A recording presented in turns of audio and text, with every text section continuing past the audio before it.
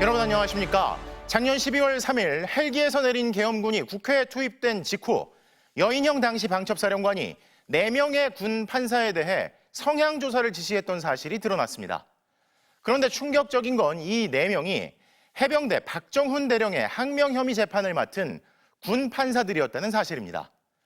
박정훈 대령의 군사재판 결과가 나오기 전에 이들을 어떻게 하려 했던 건지는 아직 밝혀지지 않았지만 윤석열 대통령 개인에게 불리한 상황을 정리하고 정치인, 판사, 의사, 경찰관, 공무원, 언론인, 사제들에 이어 전방위적으로 마음에 안 드는 사람들을 모조리 처단하기 위해 내란을 일으켰다는 의구심은 더욱 짙어지고 있습니다.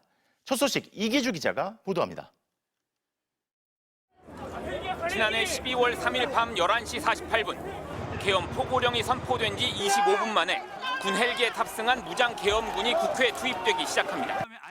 곧바로 국회 정문과 담장을 통해서도 무장 계엄군이 추가 투입됐고 이들이 국회 장악을 시도하던 자정 무렵 여인형 방첩사령관이 방첩사 신원 보안실장을 불러 군 판사 4명의 성향 파악을 지시했다는 정황이 드러났습니다. 방첩사령관이 계엄 당일날 군 판사들이 어떤 사람인지 확인해 보라라는 지시를 했다는데 맞습니까? 예, 맞습니다. 나승민 방첩사 신원보안실장은 계엄 당일 자정 무렵 여인형 사령관이 대령 1명과 중령 2명, 소령 1명 등 4명의 인적 사항을 불러줬다며 확인해보니 4명 모두 군 판사였다고 말했습니다. 다만 나 실장은 여 사령관의 지시를 따르지는 않았다고 진술했습니다.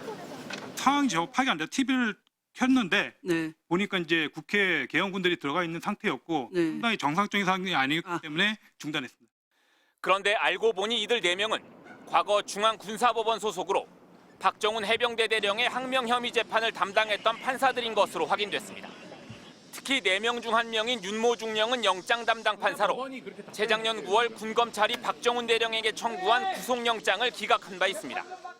중앙군사법원장과 또 해당 사건의 주심 판사, 배석 판사, 또 영장 담당 판사까지 이 동향을 감시하도록 했다라는 것이 방금 밝혀진 굉장히 심각한 사안입니다.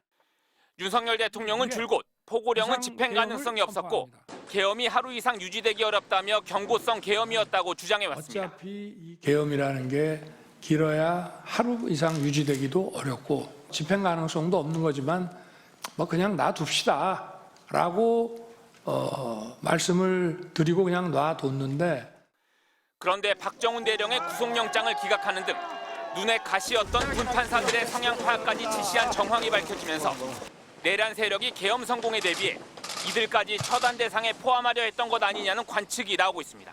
MBC 뉴스 이기주입니다.